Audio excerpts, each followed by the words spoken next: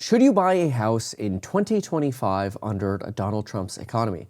In this video, I'm going to go through a Blackboard session breaking down what the numbers look like for buying a house and some risks to evaluate. And at the end of the video, we'll actually do a full walkthrough of a property that matches the numbers in this.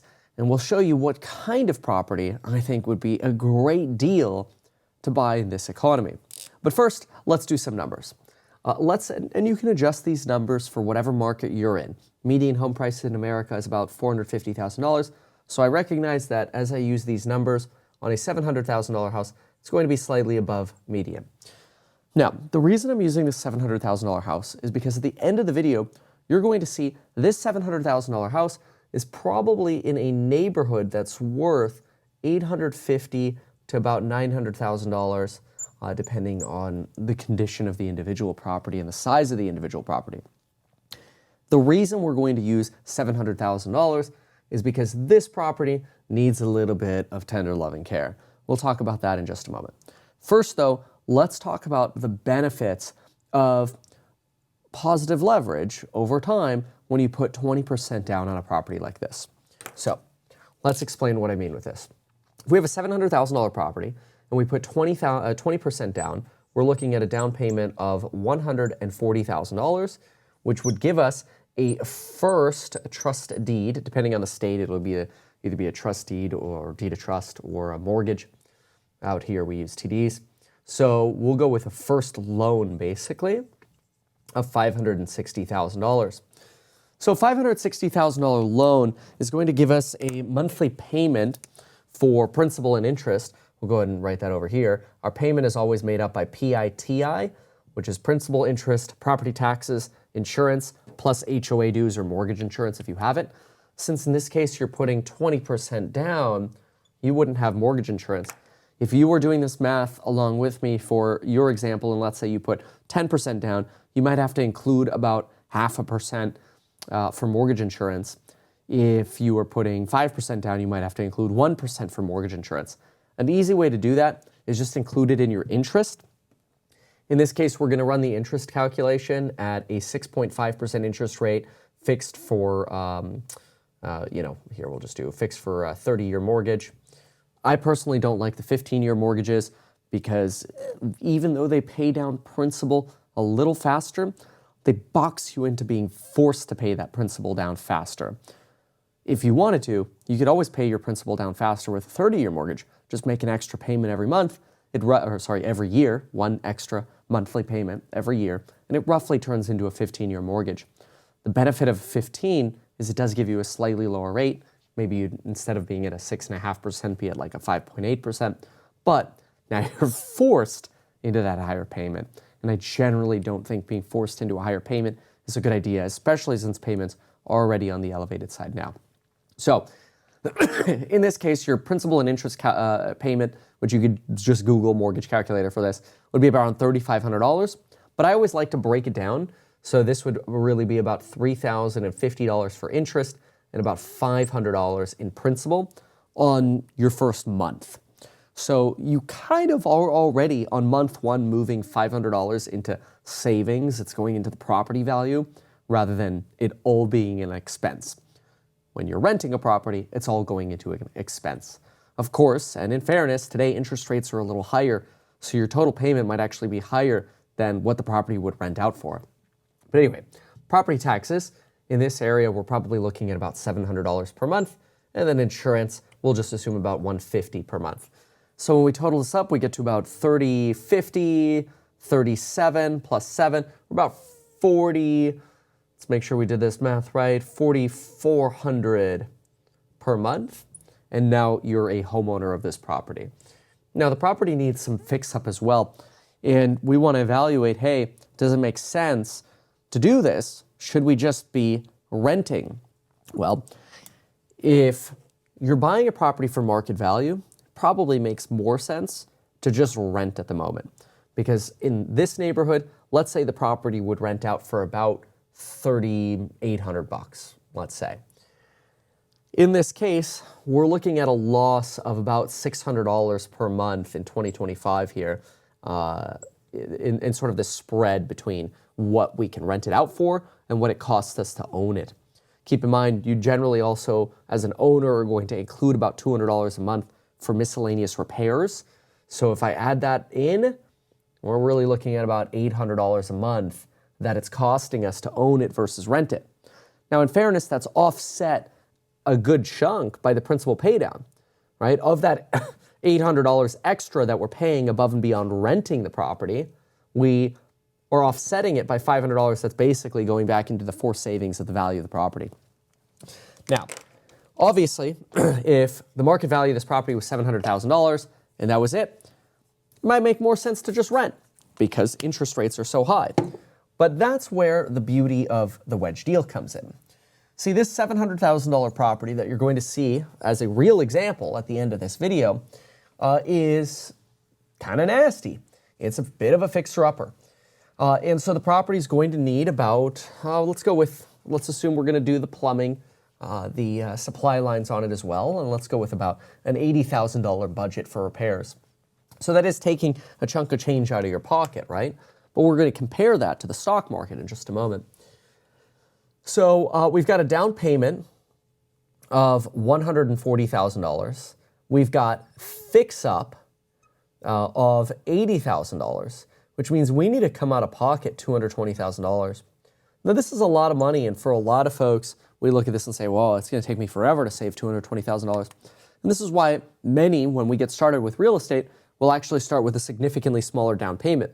You'll start with maybe 10% down, which would be $70K, half of this, right? If we started with even less, like a 3% down payment, this could actually be $21,000.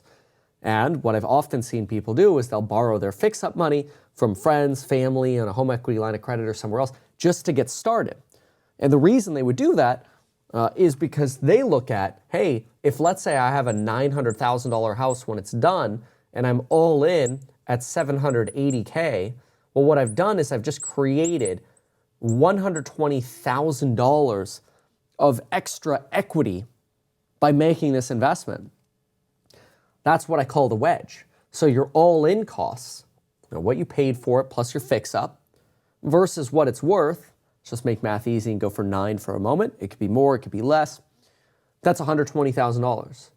So now, in the case of putting $220,000 down, you actually just returned $120,000 on $220,000. Now, technically, you haven't sold the property yet, so you haven't realized that yet. But your net worth is greater by the tune of 120 versus 220. Now, if you were to sell, you'd have some selling costs, so that number would be lower, but you don't want to sell. You want to keep that real estate forever. You want to build your equity in that real estate, just like we're doing with our real estate company, House Hack. Just buy properties, hold them, build equity over time, and buy them up front as a wedge deal. The beauty about this is, let's say there's a 10% market correction in valuations, no problem. 10% off of this, you're at 810, you're still positive. In fact, you'd have probably somewhere in this case around a 13, 14% margin. But let's just divide it really quickly and get the exact number. Let's go with 780 divided by 900. You'd have a 13.4% margin of safety or buffer for market fluctuations, which is nice because if you bought a property for market value, or maybe it was fully remodeled, and you bought a $900,000 property, let's say new construction, and new construction usually sells for a little bit above market value anyway because it's brand new and you get all these builder incentives. So let's say that property is really only worth $875. Now the market drops 10%. Well, now all of a sudden you're significantly upside down, right? The value of the property is closer to $800,000 or $790,000, but you paid $9 for it. So in new construction, you're often getting what I like to call an inverse wedge. You're actually paying a little bit more than the property's worth. Now, there's some benefits of that. With new construction, you might be getting a 10-year builder warranty, 1-year cosmetic warranty, systems warranties in between. You're getting, new is nice. You don't have to deal with the remodel or fix-up or all that headache. But you don't have that insulation benefit that you're getting from getting a fixer-up or wedge.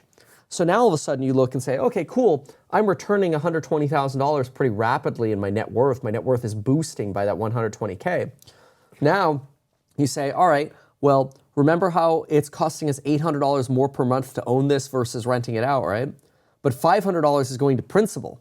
So we're really only losing $300 per month in net worth, which if I multiply that on a yearly basis, my net worth goes up $120,000 on this property day one after I fix it up, but I'm losing about $3,600 per month, or sorry, per year rather. This is an annual number. So my hope would be that over time, rents slowly start moving up, and that loss per year actually falls. So let's say year one, your loss is $300 per year, but then your principal payments go up because every year you pay more down in principal than in interest. So it reduces that loss naturally. Let's say rents go up $50 next year. Well, every $50 is another $600 off that yearly figure. Plus the principal pay down, this could quickly turn into negative $2,600 for the year, negative $1,600 for the year, and so on, to where, after 2 or 3 years, okay, big deal, it takes off maybe $10,000 or $15,000 off that big equity boost there. No problem, it's gone. You're not worried about that rental loss anymore. But there's something else that's kind of neat about all of this as well, and it's called leveraged appreciation. Now, obviously, this can work both ways, and this is why I like the insulation of a wedge deal. But let's say that the market appreciates over the next 5 years 10%. Okay, well now you've generated an additional $90,000 in value, which means you've generated $120,000 plus $90,000 in value, adjusted a little bit by some of these numbers here. So, I'll just call it $200,000 for the sake of argument, and that $10,000 adjusted out over there. Now I've returned $200,000 in 5 years. That's 10% over 5 years is reasonable, obviously absent some very large market crash again, in which case you want some insulation. And as long as you're not planning on flipping the property, you can make the monthly payment. Your risk is generally very low on a 30-year mortgage because you can't get more margin called, So now you've got $200,000 after 5 years here. This $200,000 is equity. You're not paying tax on it, which is great, unless you go to sell. And even if you were to sell, you have some homeowner exemptions if you're living there. You turn it into a rental. You could take that equity, get a home equity line of credit, and use that to leverage this equity without paying taxes and buy another property. But think about what you've got here. You put $220,000 into the property, down payment and fix-up. And now you've, after 5 years, returned $200,000. You almost got a complete doubling of your money with a margin of safety. This is something that stocks don't offer you. See, we know going into buying this property, we're buying it for less than it's worth. $700,000 in a 850 to 9 neighborhood, depending on conditions. Again, we're rounding here with 9. Depends on where we want to put some of these values. And again, this is just an example illustration here.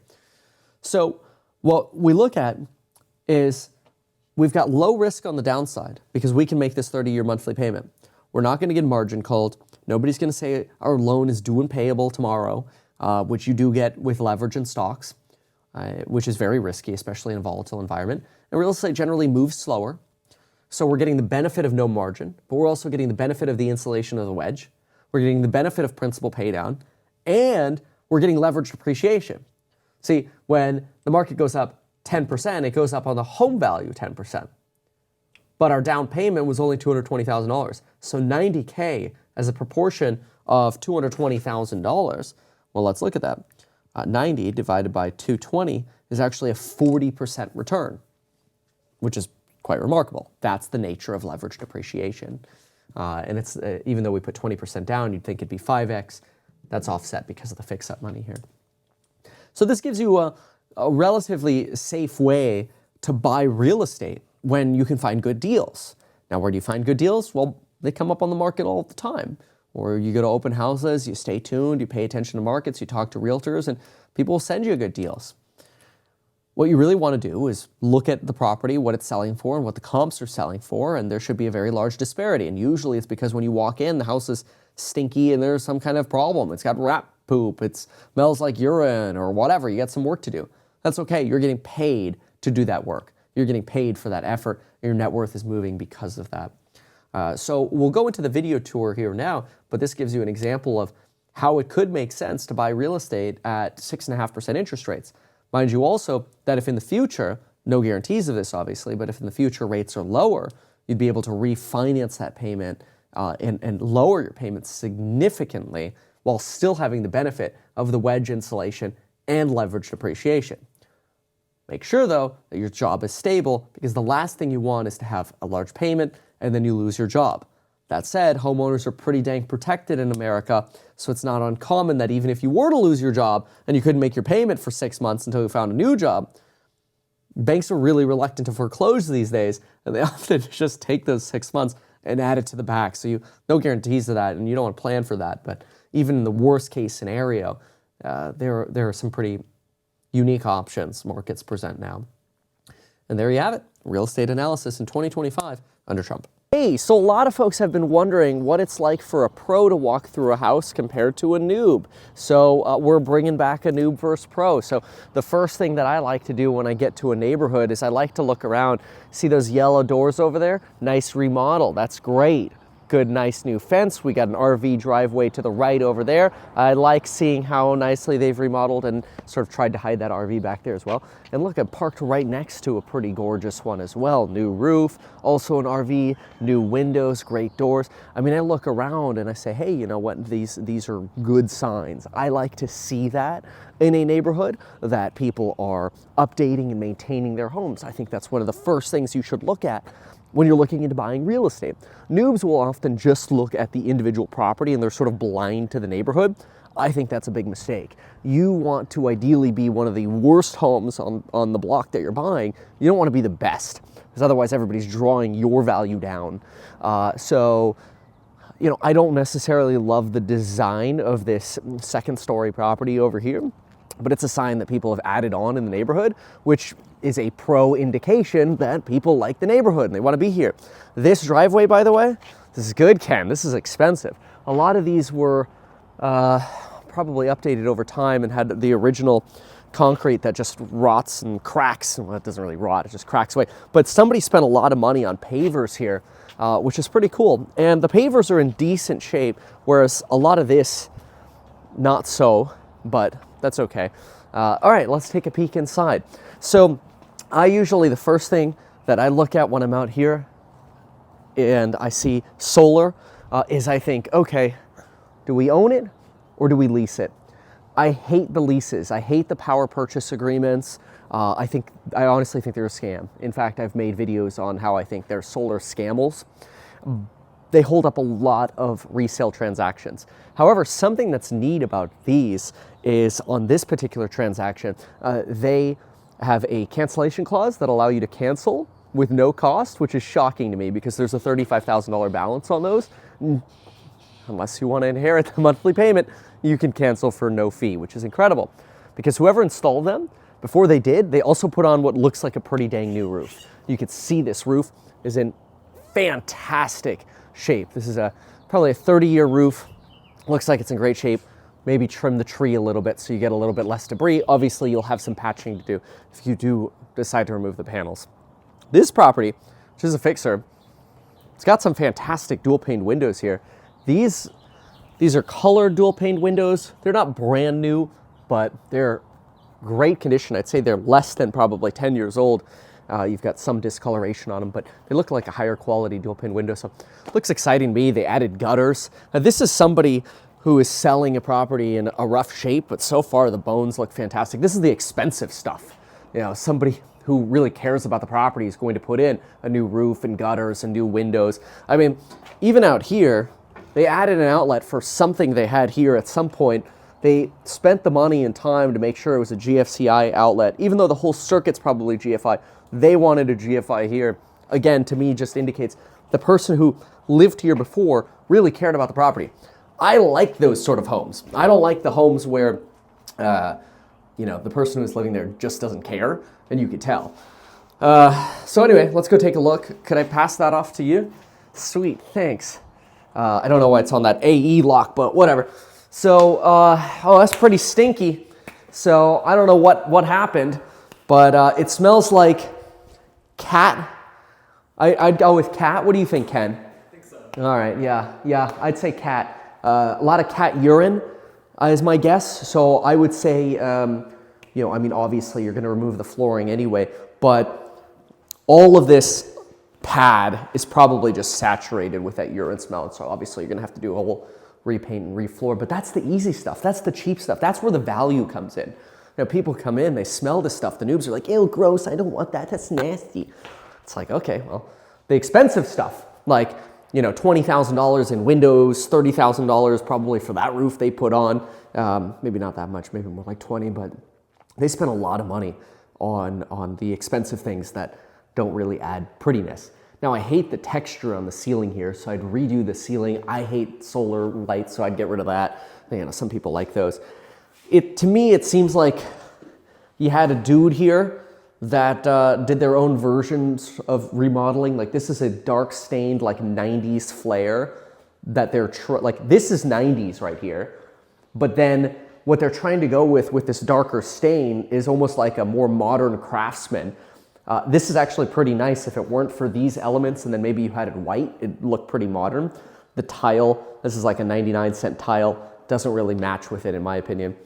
But it's again, it's a sign that this person probably hired the best contractors to do work, because the actual quality of the work looks pretty good on everything I'm looking at. You know, obviously minus the fact that it's a fixture. But again, as a pro, I like looking at this. This, you know, a noob might not even think twice about this window, but this property wasn't built with a window like this. And these windows are like 4 times as expensive as a regular window to have sort of this more garden style window.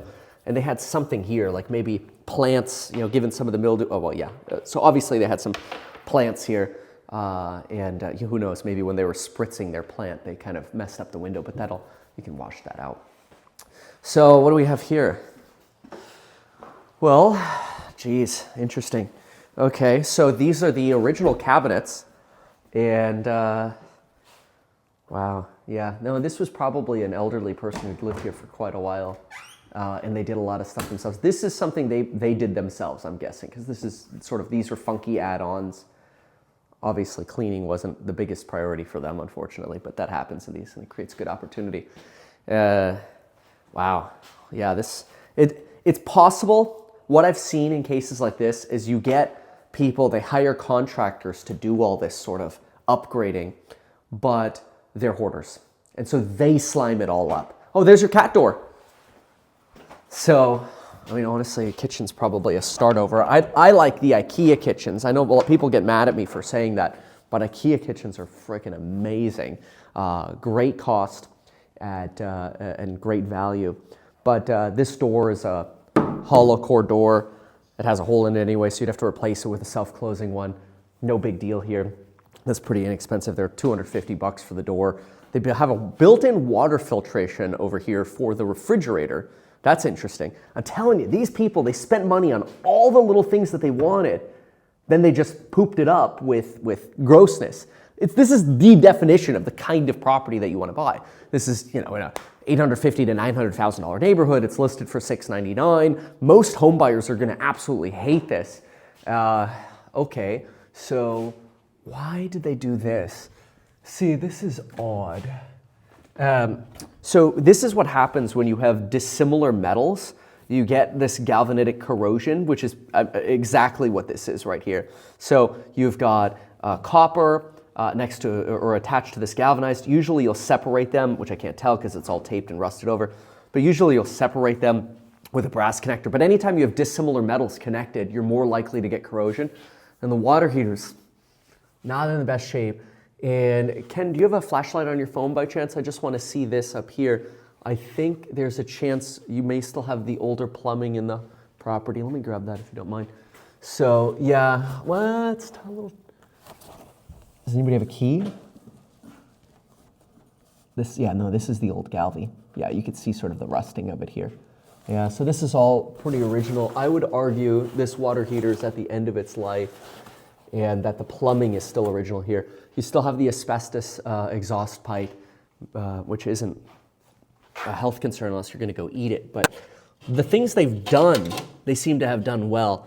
But plumbing, oh yeah, it's all still the original galvanized, at least over here. We'll look under the kitchen too, so I'll borrow this again for another moment.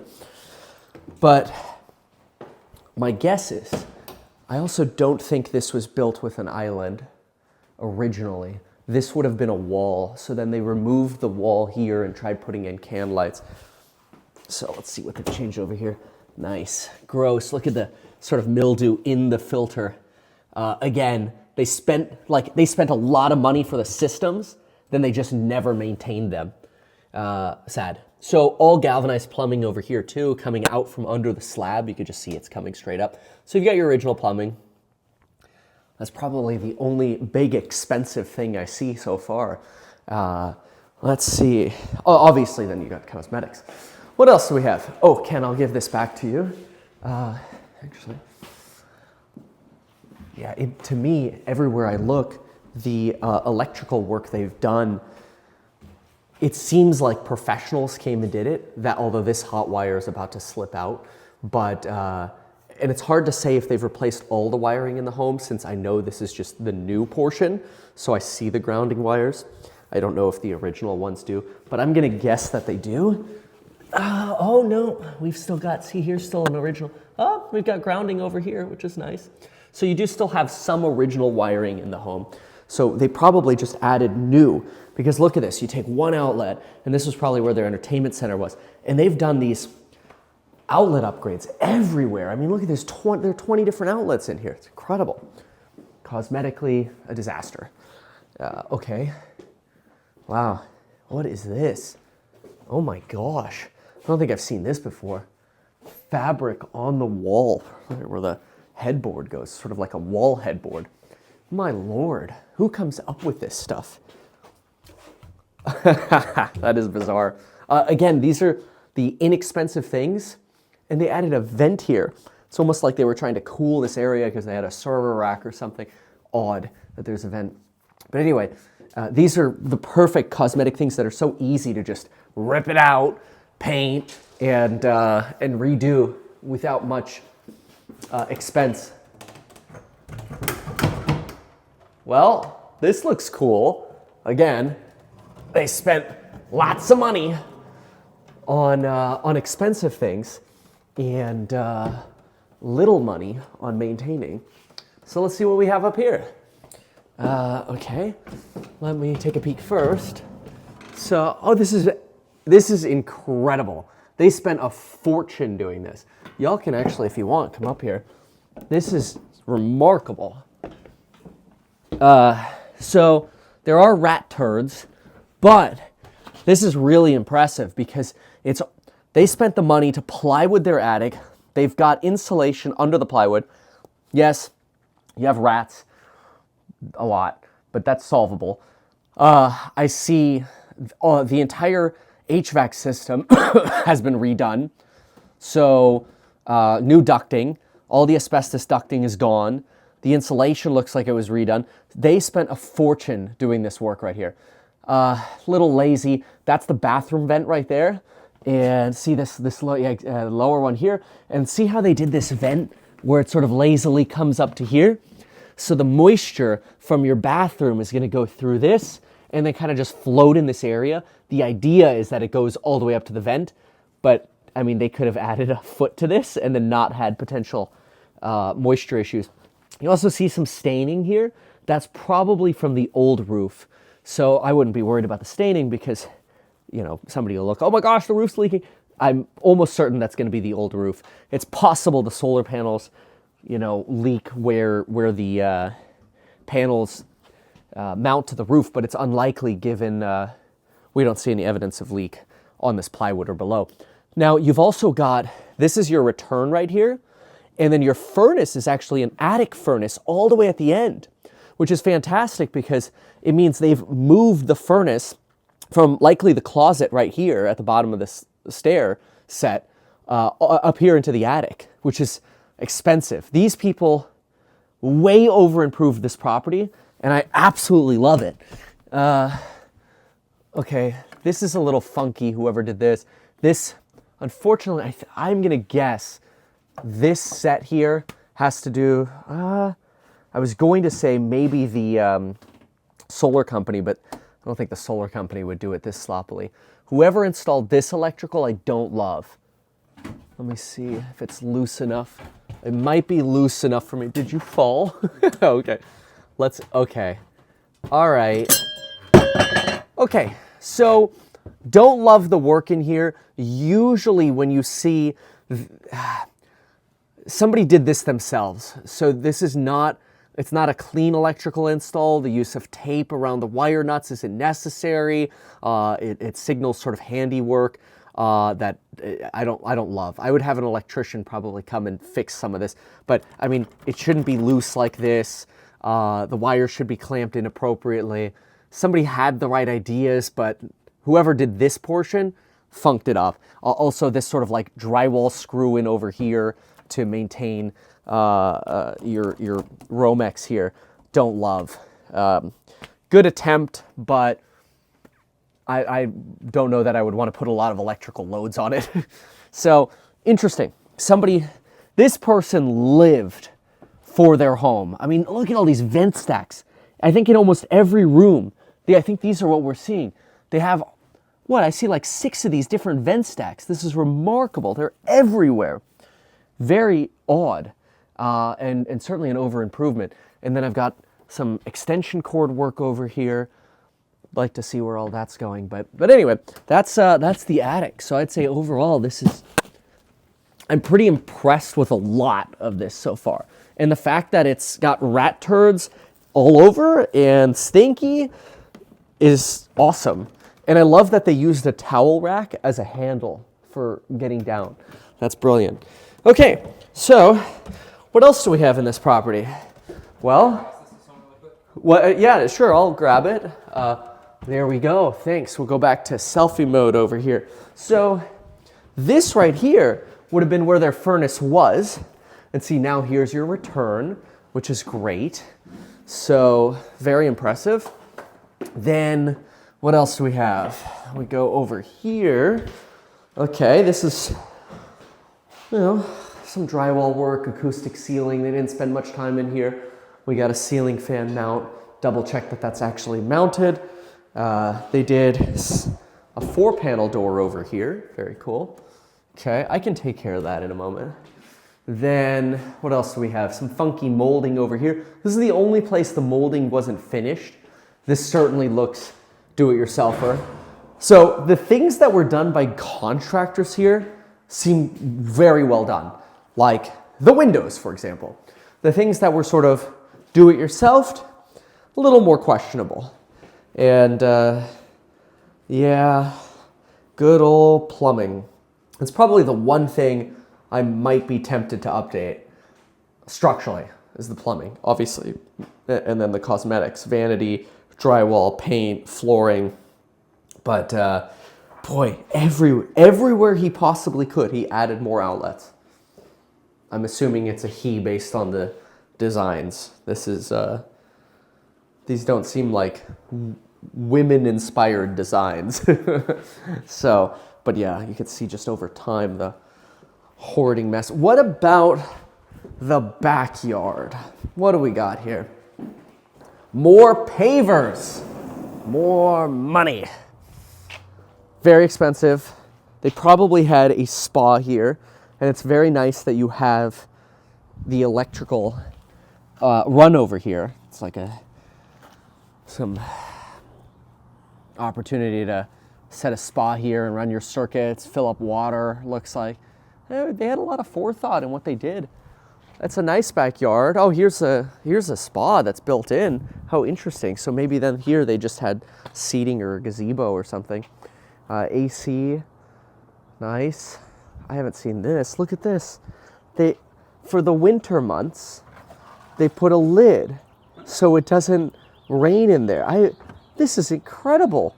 Cool cap. This is so cool. I've never seen this before, and it's kind of brilliant. You know, this is all common in snower areas where people will actually bag the whole thing for the winter months, so you don't get snow and freezing or whatever in there. But wow, oh my gosh, this person added circuits everywhere they could. Really incredible. Yeah, outlets everywhere. I think they've probably added like 200 outlets. Remarkable. So, nice fence over here. Private. It's got a chimney cap. Yeah, okay. So, to me, this is the definition of a wedge deal. which would be added grounding rods. Did they do a good job? That could be deeper. I shouldn't be able to wobble it like this. Honestly, if I grabbed it, it'd probably just come right out. That's pretty weak on grounding. So I'd probably want to drive the grounding rod a little deeper than that. But that's all right. Who did this? All right. Okay. So this panel's interesting. It was probably... well, I mean, almost certainly done with the solar company. Can I pass that to you for a second? Certainly done with or for the solar company, but no arc fault breakers, which means it was probably done more like 10 years ago, I want to say. What does this say?